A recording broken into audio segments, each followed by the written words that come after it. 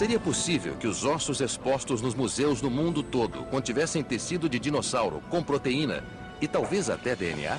Peguei. Na Universidade do Estado de Montana, eles buscaram outro osso em potencial para sacrificar. Vamos colocá-lo aqui. Não gosto de fazer isso. Levou muito tempo para ficar assim. Dá para ver todas as marcas que ele tem. E agora vamos quebrá-lo. Não importa que esteja bem conservado, nem que seja bonito. Nós vamos examiná-lo. Este é o ponto. Esse ponto está bom. As ferramentas escolhidas são o martelo e o cinzel. Com muito cuidado. Um pouco mais para cá.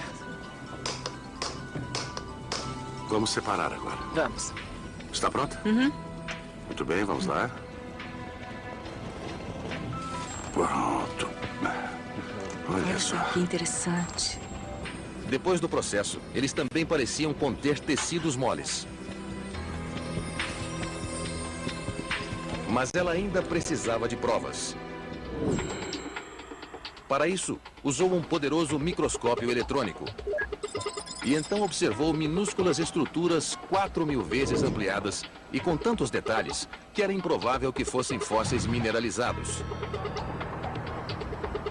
Aparentavam ser células microscópicas que formavam ossos de dinossauro. Isto é um osteócito. É uma célula formadora de ossos.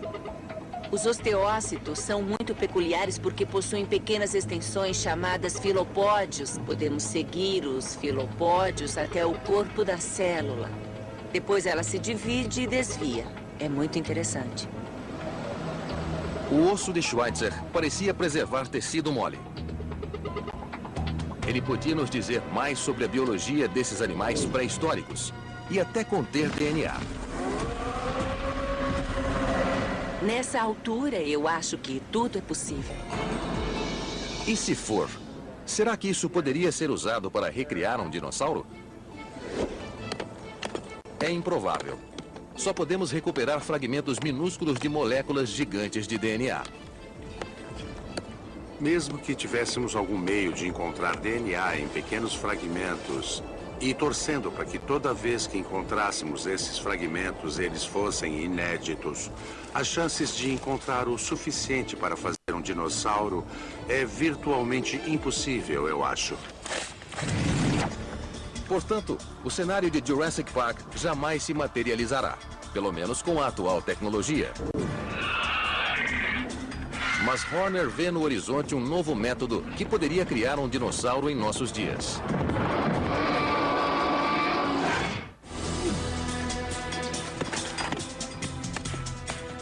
Jack Horner percebeu que jamais encontraremos DNA suficiente para fazer um dinossauro. Mas agora, ele acompanha novos e poderosos recursos. Avanços revolucionários na genética que criam uma nova possibilidade de...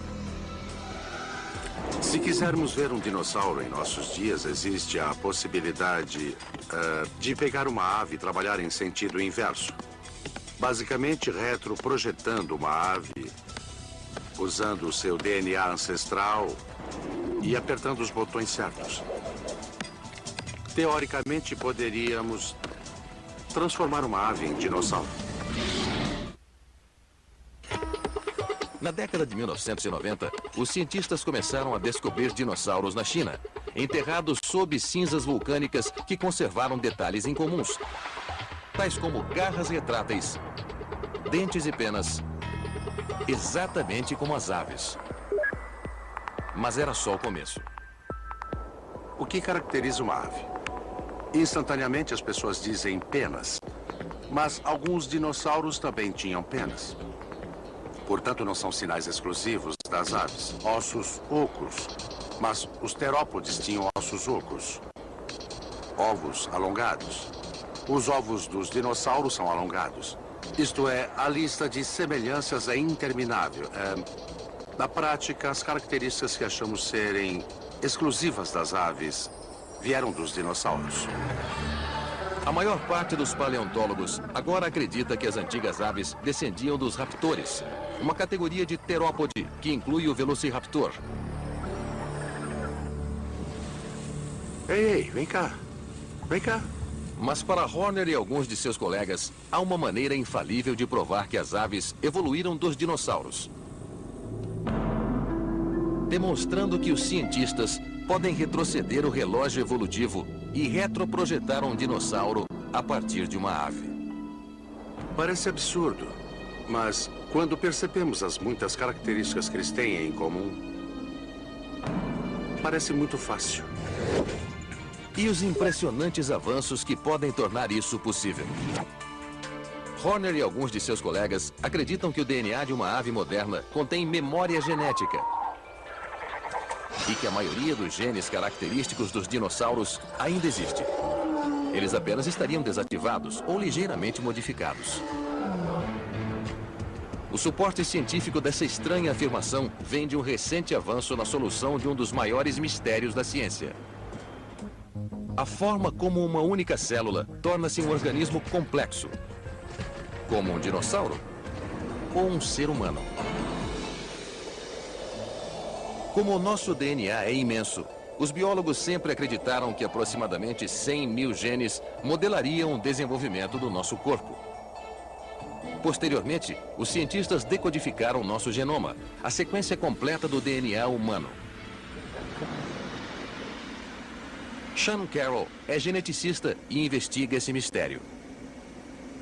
Havia estimativas de que os humanos deveriam ter 100 mil genes, enquanto os outros animais teriam 20 mil ou 30 mil, mais ou menos, mas isso simplesmente evaporou-se.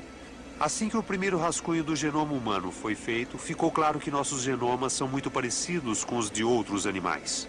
Uma humilhação. Surpreendentemente, apenas 5% do nosso DNA contém genes ativos. E os outros 95%? São chamados de DNA lixo. Trata-se de sequências repetitivas cuja função é desconhecida, com genes cheios de mutações que não nos prejudicam porque estão inativos. É como se fosse lixo no nosso quintal. Se os vizinhos não reclamam e ele não desvaloriza a nossa casa, ninguém joga fora. A seleção natural funciona mais ou menos assim.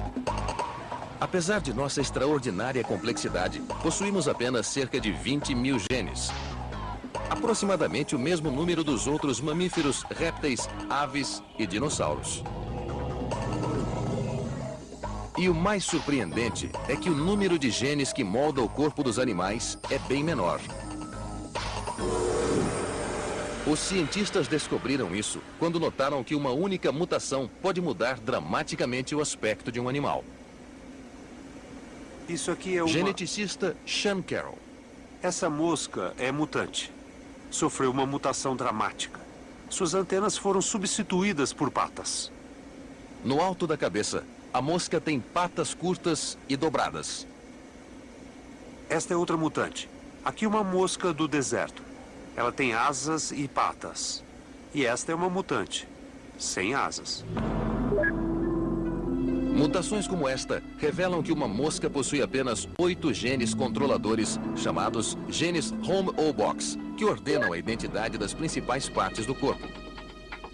Quando um gene é ativado, ele diz a outros genes onde formar partes da cabeça, das patas, do abdômen e outras regiões. É uma pequena parte do cromossomo da mosca que contém todos os genes controladores. O que causou espanto ainda maior foi saber que nossos genes controladores são muito parecidos com os dos outros animais. Até onde nós sabemos, temos os mesmos mecanismos dos outros vertebrados. Dos peixes de aquário, dos dinossauros, dos elefantes, dos ratos. É tudo igual. Não é exagero afirmar que os biólogos ficaram abismados. No total, aproximadamente 1000 genes controlam o desenvolvimento do corpo de todos os vertebrados. Portanto, pequenas mudanças podem ter grandes efeitos.